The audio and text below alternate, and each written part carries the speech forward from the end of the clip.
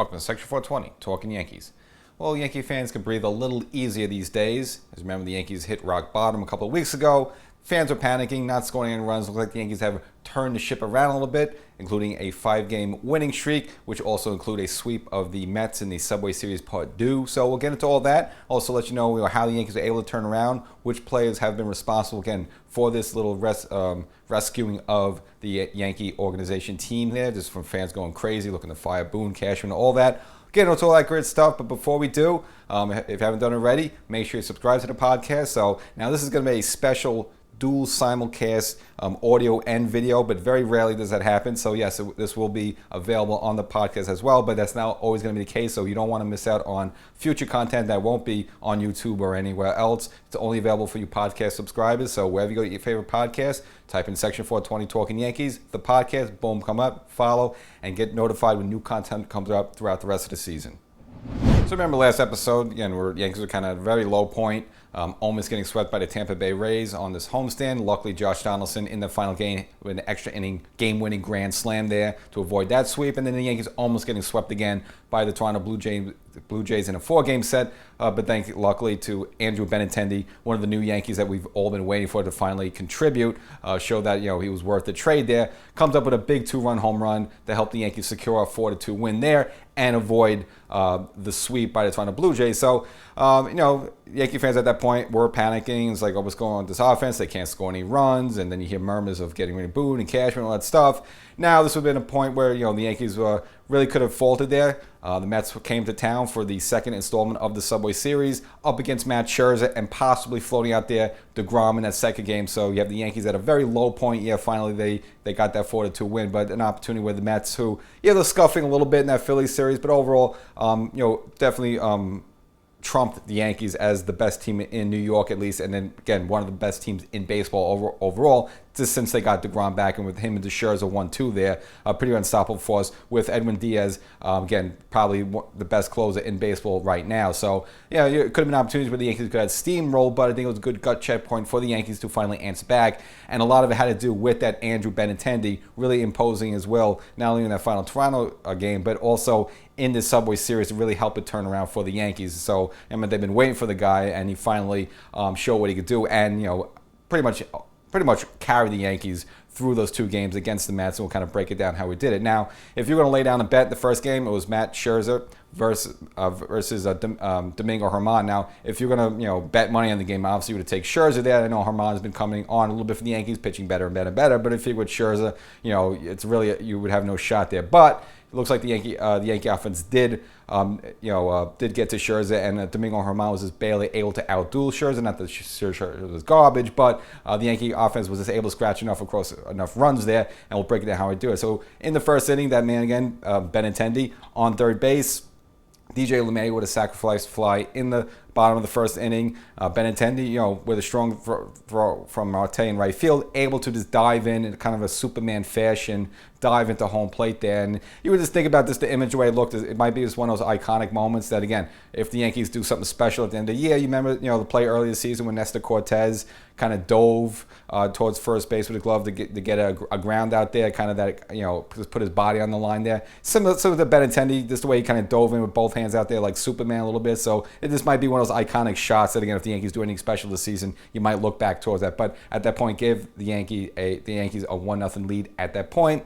And then in the third inning, Aaron Judge, again, who had been a little bit of a home run drought lately, just mainly because with the Yankee offense around them not doing much, pitches kind of pitch around them, not giving good stuff to hit, able to go opposite field on Scherzer, put the Yankees up at that point 2-0. Now the Mets did finally get to Germán. Now it really wasn't all his fault in the sixth inning there with the Yankees up 3-0. Apollo pop-up that should have been caught by Pete Alonso, fortunately dunked in there. It was kind of a miscommunication with the infield and outfielder there. So with a runner on, Daniel Vogelbach, again, the new Mets with kind of bit of a character guy they picked up in a trade from the Pittsburgh Pirates, hits a 2-run home run, pulled the Mets within the 3-2. But again, then in the 7th inning, Andrew Benintendi yet again took a tough pitch, with IKF on second base there. It was kind of a breaking ball, so it wasn't like, it wasn't a bad pitch by Scherzer, but Benintendi able to go down, get the pitch, drive it to right field, kind of left was able to score, giving the Yankees a 4-2 lead at that point.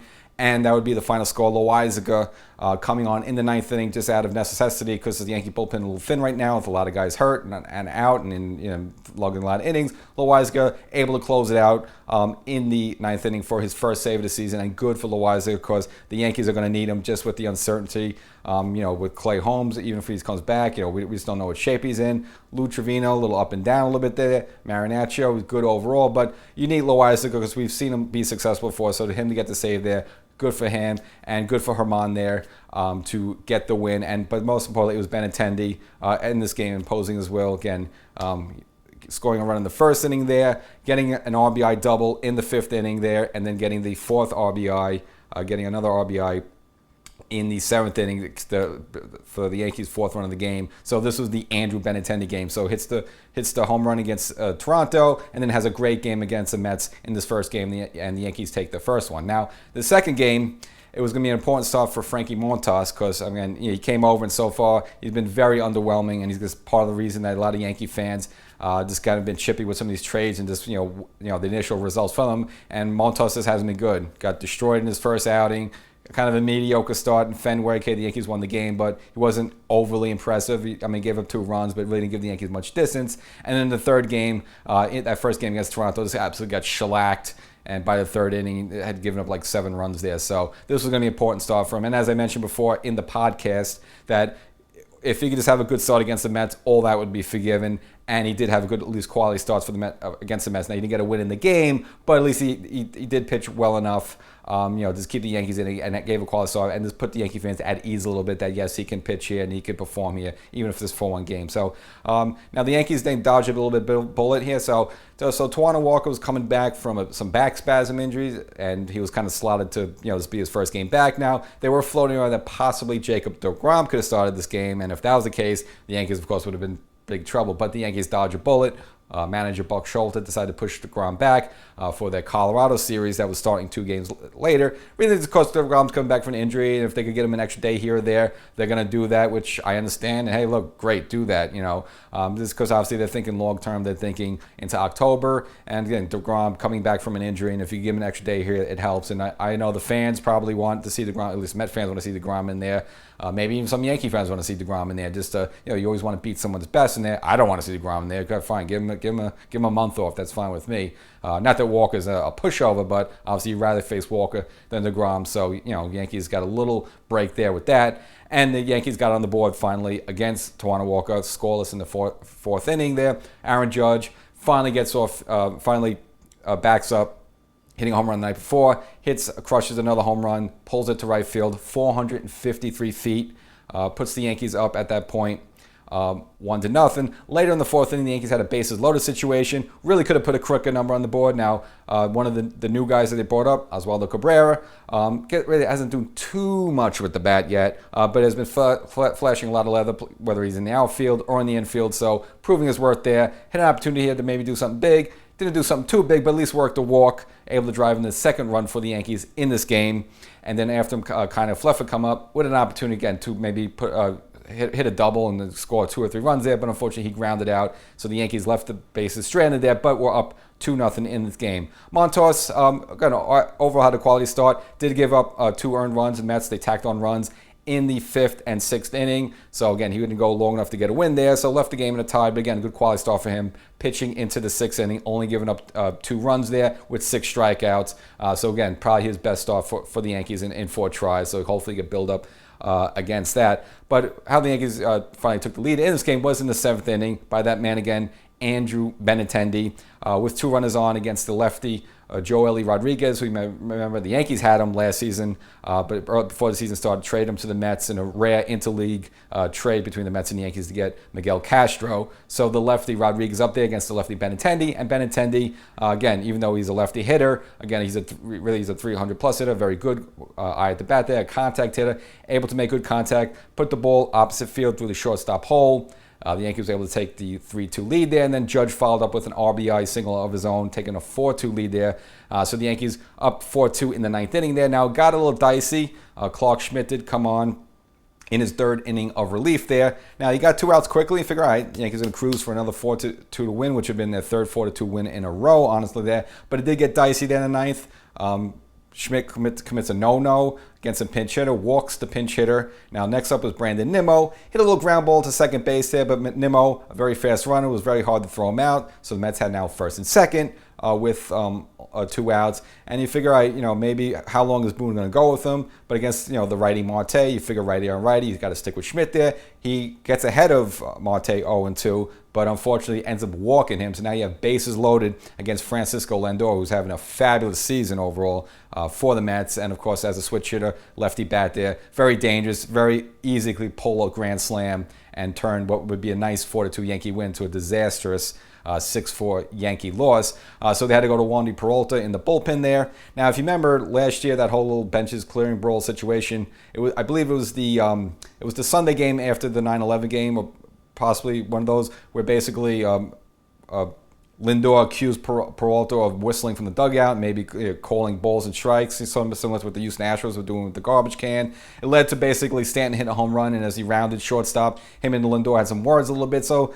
And then Peralta was drawing from the dugout as well. So a little beef there between Peralta and Lindor there. So this would be a little opportunity for Peralta to get a little revenge there. Did get ahead of Lindor 0-2, and then Lindor with a line shot to center field, which for a second you thought might not be a home run, but maybe Duncan for a double. But luckily Estevan Florial in there for the switch with Judge, able to catch the ball, and Yankee fans able to breathe a sigh of relief. But it was a long, excruciatingly painful ninth inning, but both Mets and Yankee fans on their feet for the whole time, so an exciting finish. And then luckily the Yankees were able to close it out. And at that point now, the Yankees had won 3 games in a row, all of a 4-2 nature. It was great there before heading out on the West Coast trip. So overall, that homestand was pretty bad for the Yankees, but anytime you could beat the Mets in the way it did and hold on dramatically in that final game there, at least the Yankees could pack their bag and head on the West Coast trip, feeling a little better about themselves. So the Yankees, after sweeping the Mets, only lose 2 games, had a chance to feel good for themselves. At that point, 3 games in a row, heading out to Oakland on this long West Coast road trip. It would include Oakland, Anaheim, and then a stop in St. Pete's, Tropicana for 3 games against the Rays first, finally coming home to New York. Now, if you remember, the Yankees' previous road trip early August was an absolute disaster against the Cardinals, against the Mariners there. They got swept by the Cardinals, able to get 1 game against the Mariners there, and of course, losing 2 out of 3 to the Boston Red Sox. So again, it was like a 2-7 road trip there. So you would hope for better things against 2 clubs. Both Oakland and Anaheim are just in a bad place right now. Record-wise, almost the opposite. Yankees almost 30 games above 500. Oakland starting off around 30 games below 500. So you figure an opportunity against 4 games there to really pick up on that good little finish to the homestand there and build up some wins again, just to start getting back into the winning ways, the way the Yankees were back, May and June, and not the way they were for the most of the second half of the season, where a lot of Yankee fans are starting to get a little anxiety. So a couple of moves before the start of the series, as we knew, Giancarlo Stanton out for a while with the Achilles, finally making his return after a successful rehab assignment, as well as taking some BP against Severino and I guess not feeling any effects. So he comes back to rejoin the team there. But since he rejoined, they had to drop somebody, so they ended up dropping Estevan Florial back down to the minors there. And it made sense there because Cabrera offers the Yankees a little more flexibility. I guess, again, in that brief time here, Cabrera's been a little bit more impressive. And again, he's more flexible in the field. He can play outfield as well as infield. Florial is kind of relegated to being a center fielder there. So Stanton was aboard, and the Yankees jumped on James Kilbrarian right away. It was going to be Jameson Taillon versus Kilbrarian, and the Yankees jumped on him right away. In the second inning, already up 2-0. Stanton got an opportunity to get right back into swinging things with the bases loaded. Ripped a single, able to score 2, put the Yankees up 4-0, and then by the third innings, they chased the starter out of there, up 8-0 in this game, and the Yankees pretty much cruised along the whole way. Probably one of the more interesting caveats was going to be the debut of Greg Weissart. Now, Weissart, you've been hurting a little bit. Rumors that he was going to come here. Now, he was the Yankees' AAA closer with 18 saves. Pitching to a 1.76 ERA with an impressive 67 strikeouts in only 46 innings. And since he was closing games, you figure might be throw his name into the hat there as a solution for the Yankees, who just kind of lost for a while with no Clay Holmes and not sure where his head's at, with Chapman not sure where his head's at, and the Yankees is kind of rotating some guys in there like Trevino, Peralta once in a while, Loaiza got to close games, so maybe possibly Weissart could have been a solution there.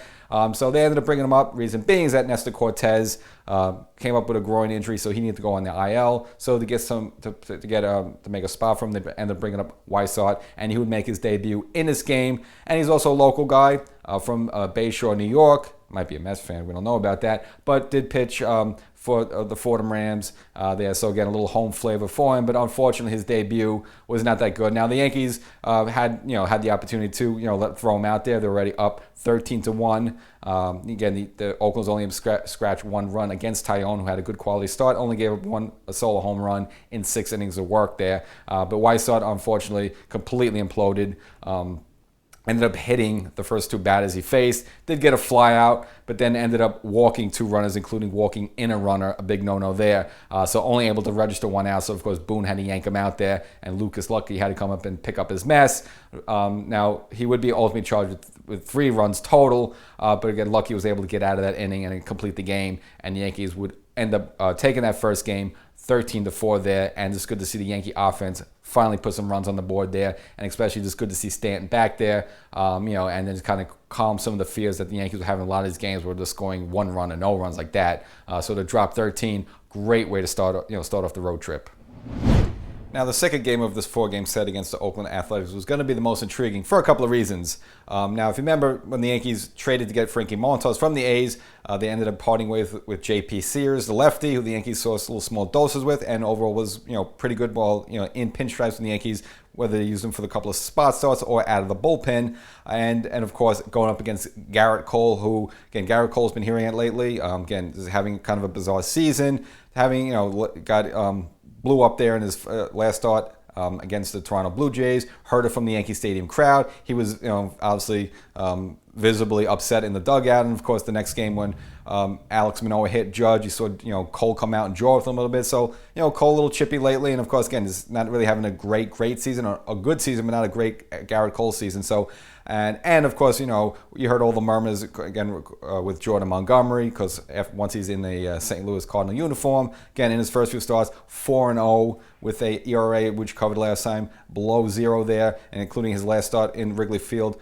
pitching a complete game 1 hitter. So it's like you traded these great guys away. While you look at J.P. Sears, his record before this game was 5-0 with an ERA of 1.93. So not too many people talking about that one, but again, almost equally as painful as the Jordan Montgomery. You just, trade him away, and the guy, comes up aces there, while the guy you had, Frankie Montas, was struggling a little bit. So there's going to be an opportunity for the Yankees, for Cole maybe to rectify himself a little bit, and for the Yankees to kind of, maybe to stop the J.P. Sears there and just get a win against him, just to quiet down. It's like, hey, why are you trading all these great guys there? So the game was scoreless into the 5th inning with 2 runners on. Aaron Judge hit a ball dead center field, crushed it, put the Yankees up at that point 3-0. It would be his 49th home run of the season, and put the Yankees up 3-0 against Sears. And that was more enough for Cole, who pitched great into the 8th inning.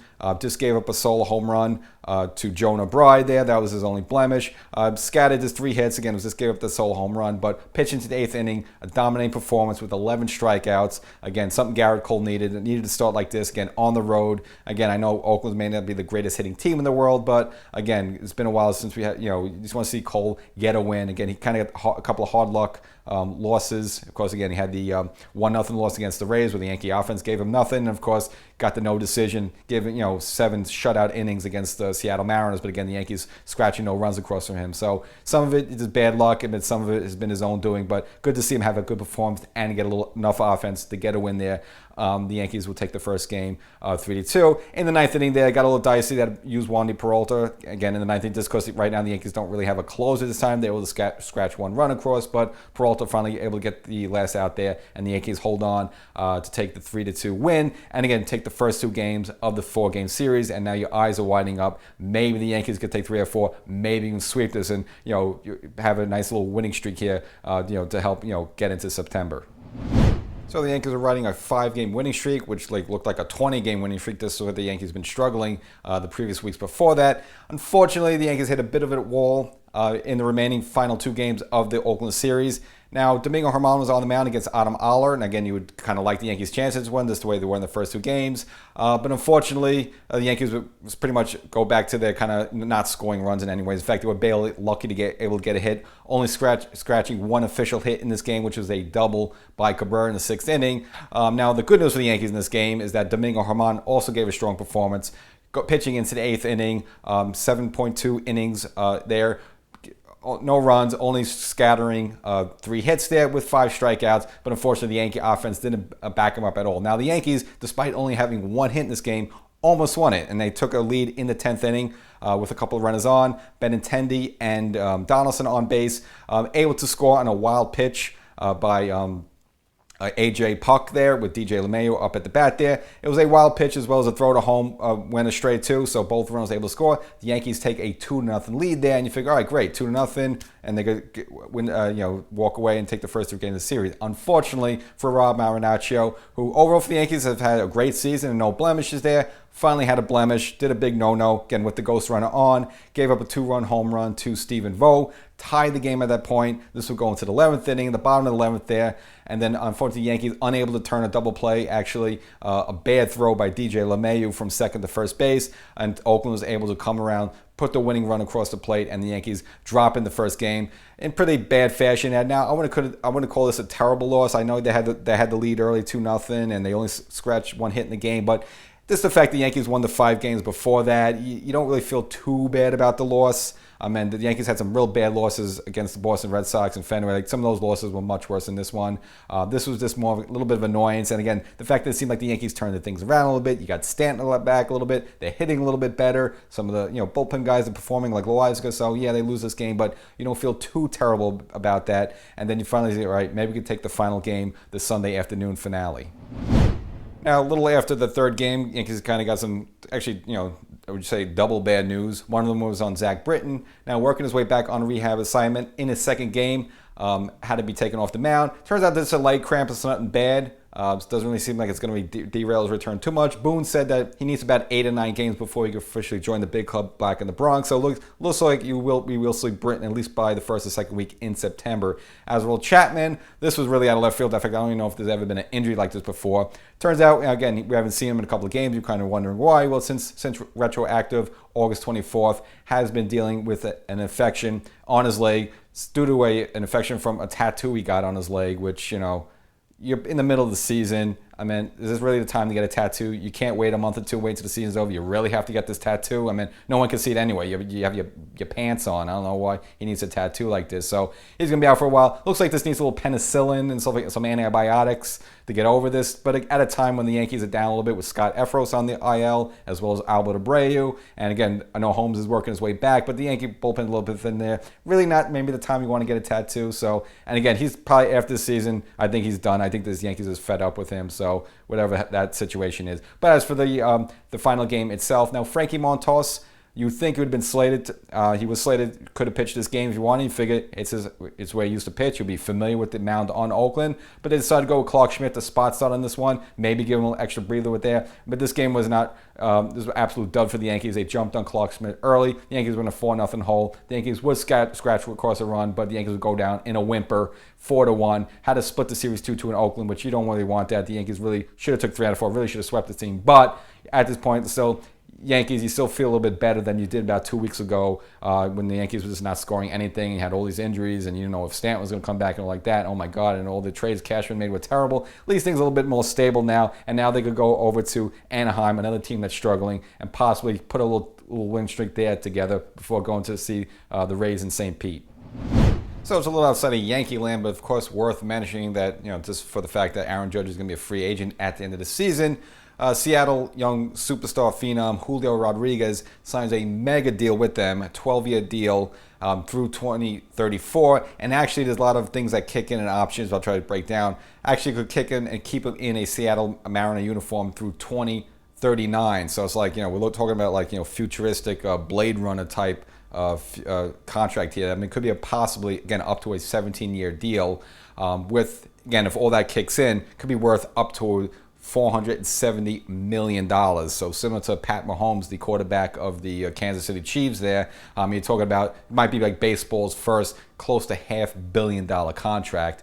And it's just kind of interesting, these big numbers are being thrown out there just for the fact that the Yankees offered Aaron Judge, $213 million, which of course for me and you is great, but in baseball terms and these free agents, it seems like peanuts there. So this is going to be very interesting. And of course, it's just what the new thing that you've seen a lot of teams do right now. Of course, the Tampa Bay Rays are usually cash strapped, giving an 11-year, $182 million deal to Juan DeFranco, and of course the San Diego Padres with the big $340 million deal to Fernando Tatis Jr., who right now unfortunately is on suspension because the whole PED thing, and that's a whole disaster there in itself. But nevertheless, the whole thing is that locking these players up, and again, Rodriguez just 21 years old, so you understand why the case is versus someone like Judge, who's now 31 years old. A little 10-year difference there, but just it's kind of interesting that Judge probably feels like he missed the boat.